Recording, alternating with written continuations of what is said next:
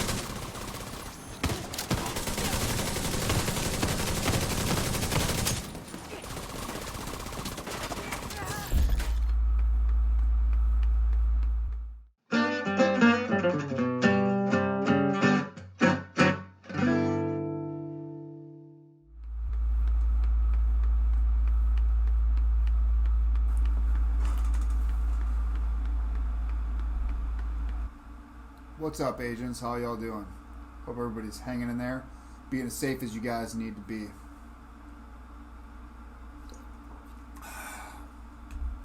Today, I'm going to bring possibly one of the longest videos I've ever brought to the Division 2. What I'm going to be looking at today, and this is because I don't know what the future of the Division is. I don't know if they're going to be having any new significant contact. I don't know what's next. I'm actually about to take my character back to New York. Haven't been there in a while. It's just not a whole lot going on, you know? But what I wanted to do is I wanted to look at all of the, I'll call them the best builds that I've had, figure out where they fit, what I think ultimately, if I had to pick just one build, what is the one build I would pick if I could only choose one. Imagine if this was like an RPG game, you know, the old school games where you, every time you level up, you make a choice and you're stuck with the choice you had. If that were the case, what would be the best build? But I also wanted to go through kind of like what I have in my loadouts. If you guys find any of this educational, inspirational, entertaining, do me a favor, smash that like button. If I haven't earned your subscription, hopefully by the end of this, I will have. The best thing you can do to help the channel is to share the video. Without further ado, let's just get into kind of what we're doing here. Okay, so the first thing I want to do is just mention some builds that I think are some great builds in and of themselves, but are situational, and you would only really use them in a fire team, as for whatever reason, they will not get the entire job done themselves. It's really fun to sit in the range and use this. The problem is it's so squishy with glass cannon. The cooldowns are so long because we're specking for maximum damage. The one way that you can try to run any of these builds is if you're in a team with the ZDPS support and a healer. You know, if you have a bunch of support around you, you might be able to get away with these builds, but I don't think they're really worth even trying to run. You would only use these, you know, for clout, for being able to say, hey, these are the largest numbers I got. But so there's 3 builds that really fit into that. The first 2 I really don't recommend trying to use at all, and that's the Maxidizer build, which is the full bore oxidizer. The other one is the max burn build, and this is using the sticky bomb, and this is where we're getting 1.3 plus million burn while solo. Amazing damage numbers, but both these builds, there's more practical ways to run them. You wouldn't run them this way. The other one that can be tweaked slightly, and we do have the high-end boom build, which we'll get into in a bit, but it's the maximum boom build. And the problem with it is you're squishy because we have to use glass cannon on that. The other thing is the cooldowns are so long for the cluster seeker mines. If you don't have a way to get them back either through hardwire, the feedback loop, something like calculated or skilled, or some other method to get your skills back faster, it's just really a liability, so I don't recommend running that. As I previously mentioned, because the previous builds, you would not run those pretty much at all, but if you did, you would need some support. I wanted to go over to 3 different support builds I have that I think are highly effective, and if you know you're going to be running in a fire team, these can be a great resource to your team. And even in some cases, if you had 2 guys, one, you know, running different elements of this, and only 2 DPS characters, you still could get a lot of a lot of yardage out of it. And actually, the 2 DPS guys might enjoy this better than competing for kills. They might actually like the support. So the first one is my Healer-est build, and this is just trying to get the maximum heal that we could possibly get in the game. Now this gives us support survivability. It also gives a team damage buff through the empathic resolve. We also have the ability to overcharge our team, which boosts their skill level to overcharge immediately for 15 seconds, as well as refreshing any skills that are not actively deployed. The other really cool thing about the Healer-est build is that we are choosing the Mender Mine. We're going with the Survivalist. We get the Mender Mine, and it's kind of a fire and forget. You throw it out there. Sometimes the Waste of Cloud will go up and heal a turret and stuff, but even in Legendary, right, healing some of the skill proxies is never a bad thing. But you can put out that Mender Mine. It'll just run around and constantly be healing something somewhere. So it's a nice fire and forget along with the Hive. And we're breaking, 700,000-800,000 per charge when this thing is fully kicked up. Now, the second build that I want to talk about as far as support goes is the ZDPS build. And so it's essentially a build that's based fully around providing buffs for the team and some debuffs. So we're running Future Initiative with it. We're also running a galvanized backpack as well as an Overwatch chest piece. This ultimately gives the team a buff of anywhere between 12 and 27% damage at any given point. The galvanized in this build will give the entire team 365,000 bonus armor whenever galvanized procs, and it's being procced quite often because what we tend to do is use things like I use shock traps, which will proc galvanize, as well as the blinder Firefly, which will keep enemies blinded, keep them out of cover, available for the team to hit, and proc that bonus armor. So it's really a solid build. We can debuff the enemy using the Scorpio. We're passing status effects around, and it is a pretty good area denial build at the same time with the shock traps.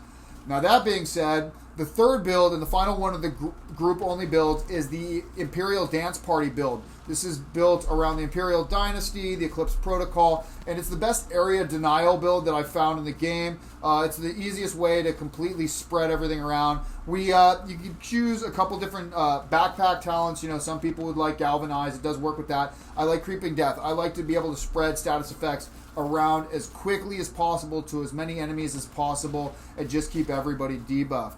So all three of these are great builds, and theoretically you could even have 3 different Fireteam members running each of these builds, have only one DPS guy, and he'd probably be near invincible. Moving on, there's 2 situational builds I want to cover. The first one is the McGyver-clipse build, and this is probably the best rounded status effect build that I have in the game. Of course, this is best when solo, and the reason why is it really starts to shine once you stack up your M30 stacks on the Memento. So you got your damage buff for your weapon, you got your skill efficiency up, which will help with both the status effect damage as well as its duration. The key here with the McGyver-clipse build is you can be a little squishy in the beginning, so the key is the elements of surprise. You want to sneak up on the enemy. Generally, you want to aim and get your status effects on the weakest enemy, a red bar enemy if possible, because they will die quicker and they will spread all the status effects. And remember, it refreshes with the proliferation chest piece, which we are using for this. It refreshes 75% of the duration, so that will basically get the maximum amount of status effects if you go for the lower tier kill, the red bars. Ultimately, it's a super powerful build. It just has a very steep learning curve, and it's kind of unforgiving, and you do have to have a lot of situational awareness. This tends to be a better build in close quarters, so if you're in a big open area, it can be somewhat of a liability. You want the enemies together to be able to get them in the status effects and to be able to spread the Eclipse Protocol debuff around. So the other situational build is the high-end boom build, and this is best in a group. It's kind of a liability by yourself, but in a group it really can shine. Of all the builds in the game, this one probably has the highest DPS potential. but a lot of it's based on RNG. You need enemies to group up. You need to hit them with the mortars. You need them not to jump out of the way of the seeker mines.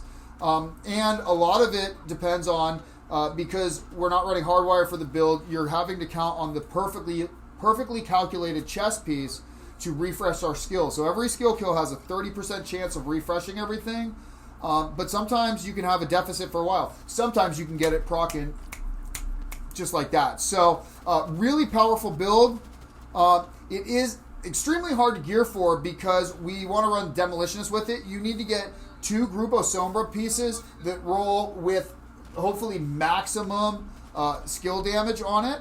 And if you're really lucky, you want either skill haste or you want to get status effects as that second attribute. And this will allow you to re-roll what's naturally a weapon core into skill tier. You need to have 6 skill tier to get the maximum effect, and these Grupo Sombras do run with weapon core as their standard attributes. So it is hard to gear for, but once you get the pieces, it is a lot of fun. It is easy to down yourself with this build, especially if you're being rushed. You don't have any seeker mines, so you're trying to use your turret to do it. If you get caught in your mortar blast, it will down you instantly. And to be honest, this is just one of the most fun builds to run. So I do recommend checking out the high-end boom build. It is a wonderful build, but just like the McGyver-clipse, there's a very steep learning curve with it. All right. So next, we're going to move on to the different hardwire variations. Hardwired has always been kind of my go-to, and it's been in a great state for a long time. So there's 3 specific builds that I run with hardwire still. The first 2 are very similar, and you guys may have seen these in some of the previous videos I've done. We have our Stinker CQC, which is the Stinger Hive Seeker Mine Close Quarter Combat build. This is for enclosed areas. We then have our Sneeker LR build, which is the Sniper Turret Seeker Mine build, which is for long range and open field encounters. The cool thing is, while we do have this as 2 separate loadouts, it's pretty easy to go in there, switch the gear up, change out my China Light for my Wyvern. You know, I tend to go with the Wyvern if I'm running the Sniper Turret, because the Wyvern will add that bonus damage there. If I'm going with the Hive and the Cluster Mines, that's both explosive damage, so throw in the China Light. It's both a bigger bonus because it's 15%, and that's multiplicative, while the skill damage is just additive. So it's also one of the reasons why we at times can squeeze out a little more damage with the close quarter combat build if we're inside. Overall, the LR, the Sniper Turret build, tends to be the better build for any situation. If I don't know what I'm going to be getting myself into, I'd probably rather have the LR build to start out with. Both of them have 11-second Seeker Mines if you're using your hardwire appropriately, getting that feedback loop with the short circuit to fire off right. Neither of these builds do we have any inherent healing, but we run the mop, so we get that 10% armor on kill. You can, of course, run some armor on kill in the mod slots if you wanted to. Let's see. Yeah, both of these 2 builds are great in Legendary in a group. I haven't tried them solo yet, and I don't feel like they'd be too effective solo, but they are great in a group. And any heroic activity solo is no problem with either of these builds. Yeah, so both these are great builds, and they're kind of cookie cutter. The learning curve on these is super easy. You're literally you're in cover. You either drop in your hive and throw in your mines out if you get rushed. Boom, they're in the hive, no big deal. And if you're using the turret, you're throwing your mines, you're putting your turret out, you're taking 2-3 shots, picking your turret up, putting it back, the mines reset, toss them, take 2-3 more shots, pick up the turret, throw out some more blah, blah, blah. So the next hardwire build, and this is, again, and this is where it comes down to when I'm trying to figure out what is the best build. I just already said the high-end boom build probably has the highest damage potential. I said it's one of the most fun builds. Well, next is the Cheesiest build. And this is a jack of all trades. And this is just an amazing build because basically, with just changing one thing, maybe 2 things. I can switch out 1 skill all the time, and I can change out the chest piece for the talent or what the brand set attribute is. But it's as easy as that to switch around. So it's a jack of all trades build. It has healing for the entire team. It has a lot of damage. It has flexibility. We could switch out our second skill on the fly and the chest talents on the fly. You could do things like, so generally what I run with this is I run the Seeker Mines and the Restorer Hive. Unless it's pretty much all the time these days, and I played with all the talents. I know you get more damage with Glass Cannon. I could use Empathic Resolve, but I found the most amount of fun I've had is using Explosive Delivery. So that way when I throw the Seeker Mines out, there's an initial explosion, and then one of the Seekers can hit anything in that as well. So that's doubling up. It basically gives me a free grenade that way. But the biggest reason I use it is because I can now use my Restorer Hive as an actual weapon. So if we want to push the team up, I basically will just throw my Healing Hive at the enemy, then toss some Seeker Mines after that. Then I run up as the rest of the team pushes up. We're in the heal. I pick up the Hive, drop it again. I got my Seekers, and we can actually push that way, and I can continue to use the Restorer Hive as an actual weapon. So that's a lot of fun. It's a super easy build. If we need to, like say we're up inside the summit, and you got this rogue striker drone activity, right? You just switch out the cluster mines with the Jammer Pulse. Jammer Pulse, bam. Drop the Restorer Hive. You got the Jammer Pulse again. Charge, bam. Drop the Hive, and you could take care of the striker drone room single-handedly with no problems at all. And say it misses one of those drones and they get up on you, you're in healing. You ain't got no problem. So the cheesiest build is definitely a contender. However, now we're going to move into the last category, and that's the Astrone builds. And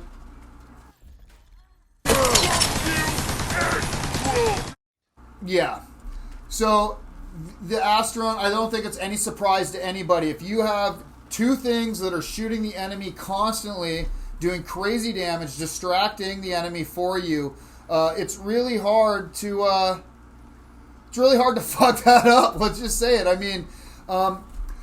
So ultimately what it came down to is, there's so many different iterations of the Astrone build that's we've gone through over the years. There's 3 ultimately that I've chosen, and then we have a special that I'm going to throw at the end. But so the least effective I find is the Future Initiative AFK drone build.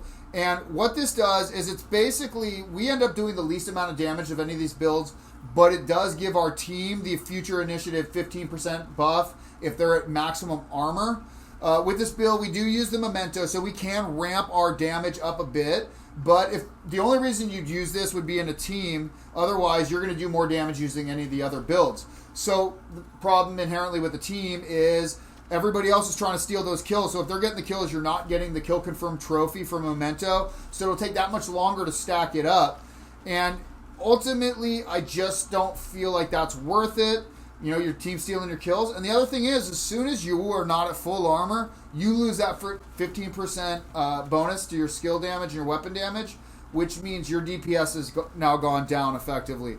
So, really, ultimately, I don't even think it's really worth using. Because if you wanted to get Future Initiative, at that point, I'd probably just switch over to a different build, like the ZDPS build. Just say, okay, I'm not going to do any damage, but I'm going to let everybody else do a ton of damage. Next, I wanted to talk about the Mastrone build. So this is the Memento backpack with the standard Astrone. What this does is it allows us to stack up the M30. What this will do ultimately, it will give us bonus weapon damage over all the other variations of the build. Because we stack up that bonus weapon damage, allows us to kill things that much quicker, keep those stacks up. We get a little bit of extra healing in this versus the final build, the best build that I'm going to talk about. But it has ramp up time. It's just, I think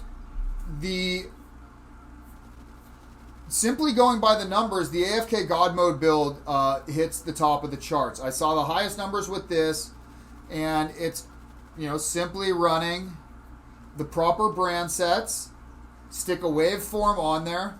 And when I say proper brand sets, look how easy this is, guys.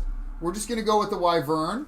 We're going to go with 3 pieces of Empress International, which, come on. It just makes sense. we're going to stick on a Bellstone Armory, so we got 1% armor regen on top of the fact we're running armor per second everywhere. I mean, we're basically just running skill damage and armor per second every place we got. We got the waveform for that bonus damage there. And this just kicks everything up. There's no ramp up time. The only ramp up time we have is when we want to shoot stuff to either ramp up those capacitor stacks, or if we're using the mop, right? We just want to get that in sync going. I mean, it's just instantaneous, right? You get that connection with the bullet, you got the buff, you're doing that bonus damage. So it's the AFK God mode build is pretty much that. The one thing we could do, right, if you wanted to, would be to switch out the waveform with the Sawyer's knee pads, so you're immune to explosions, and you could just take cover and let your drone and your turret just do the job. You just have to, keep an eye on it, make sure that if one of them goes down, that as soon as your cooldowns are back up, and all these cooldowns are 20 seconds or less, so it's just, dude, it's just too good. I mean, it's why you see it all over the place. It's super easy. There's no learning curve. And when you stack up all this armor per second, I think we're getting close to like 4% armor per second, right? And that's not including if I have the mop in my hand where I get that extra armor per kill. Not to mention the armor per kill that we have in the in our mod slots. It's just, unless you actively are doing stupid shit, it's hard to fuck this build up. So, dude, the AFK God mode build for the win. This is just my opinion. Let me know what you guys think. What's your guys' favorite build? But wait, hold on a second.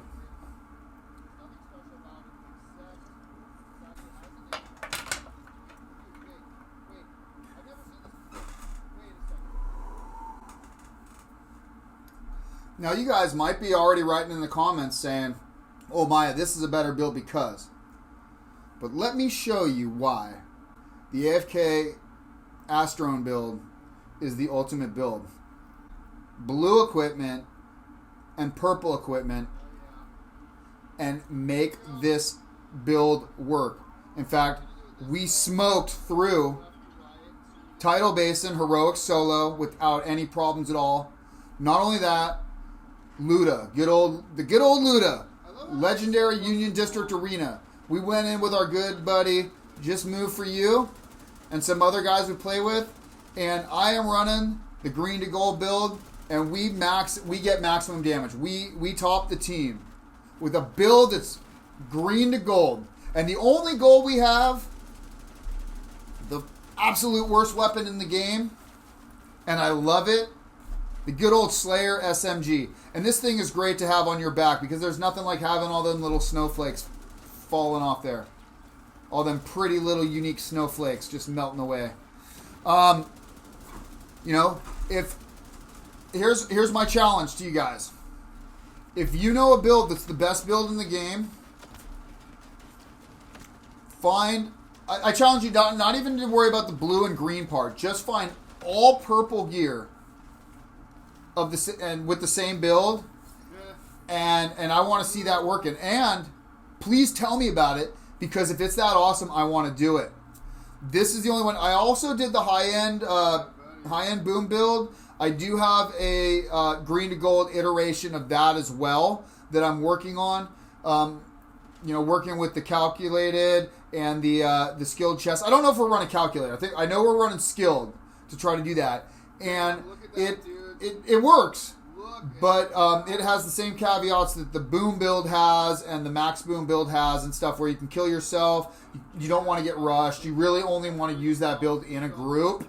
But it is one that will work with all purple and blue gear.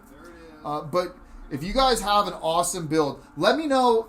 And this of course transcends the green to gold bullshit. Okay, that if you have one of those builds, bring it. But let me know, honestly, what you guys think the best build in the game is. Most of my builds, I try to stay away from very, very niche equipment that you have to farm really hard for. That's why the high-end boom is amazing, but it's super hard to gear for. and that's why I can't give it a higher ranking than it is.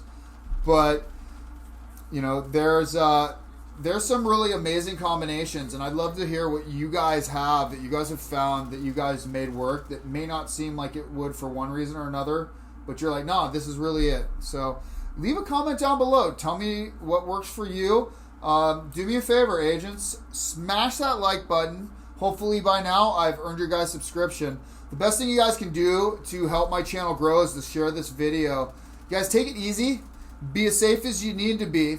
We're going to let some last-minute gameplay roll here in the background, and I will catch you, agents, in the dark zone.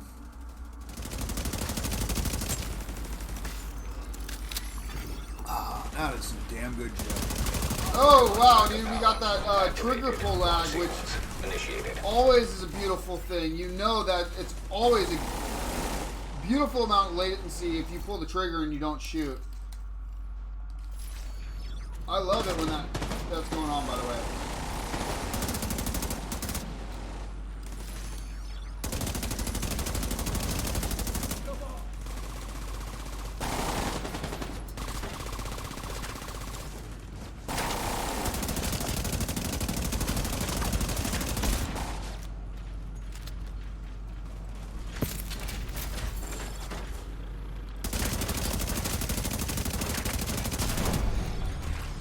I'm gonna remember killing you.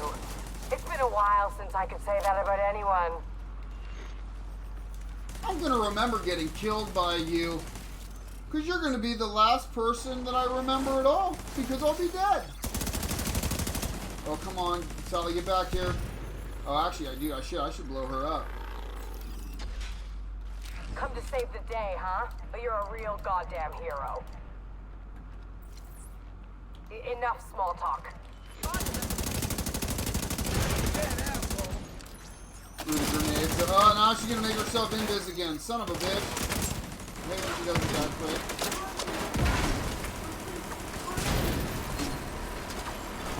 Rocket launch backup power activated. Launch sequence initiated.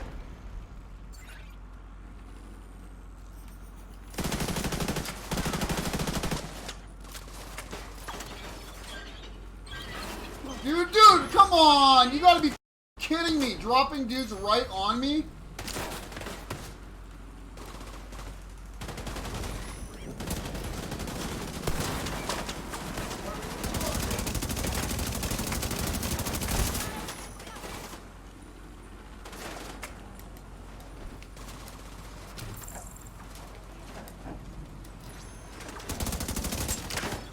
Dude, why do I have to be in the middle of a reload? Get the f out of here, dude! Are you... Oh, no. Oh, no, dude. This is gonna fuck my whole plan up. This is gonna make it tough. I'll tell you what, dude. I need you out of here, bitch. Right now. Get out of here.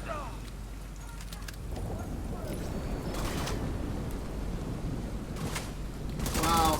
So that's one of the things that also makes it hard. So I'm just trying to navigate here, you know, just kind of make my character do some strategic shit. The game's kind of making me do shit other than what I'm actually trying to do. Like, you know, I'll be moving, say, to the left, and the game's like, oh yeah, you want to go ahead and go to the right and take cover right here to the right, right? It's like, no, that's literally the exact opposite direction from where I was trying to go.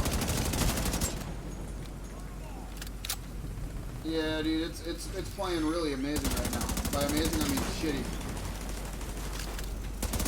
But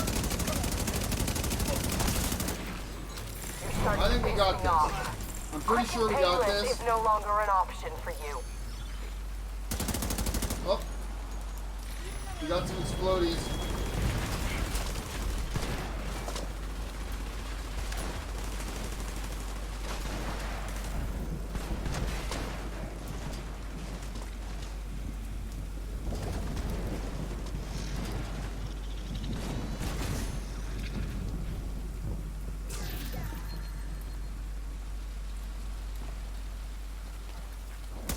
Dude, why are you not shooting something right next to you that fucking you can shoot right now? Oh my gosh, dude. I love the programming in this game, dude. Okay, Dude. I give up. It's just doing whatever the fuck it wants to do now, dude. It's just doing whatever the fuck it wants to do. It does not give a fuck about Maya. It is like, dude, we're gonna do whatever the fuck we do now. God damn, dude. And by the way, what was I getting sniped by? Dude, shoot at the thing in front of you, you dumb.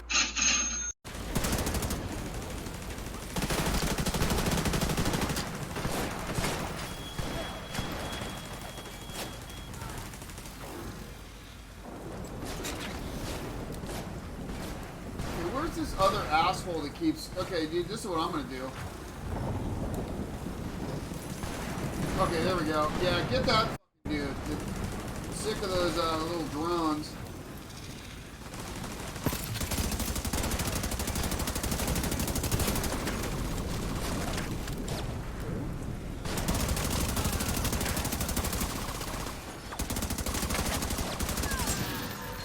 Wyvern, what's your status? Wyvern, come in. Wyvern. Fuck.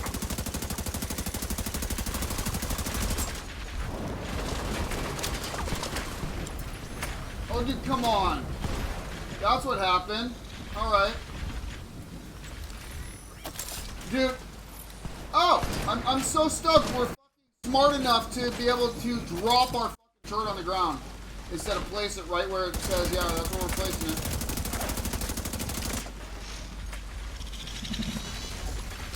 System disrupted.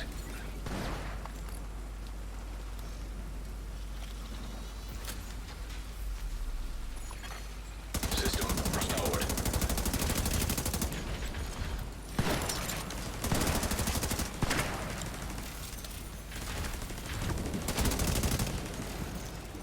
Oh, that should be it right there.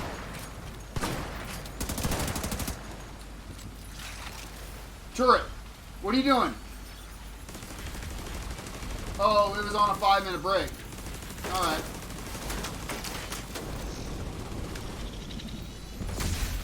System Perfect. malfunctioning. The antiviral cylinders are secure. We'll make sure they get safely extracted. Well... System reactivated. Sir, we've got enemy helicopters on approach. Should we knock them down?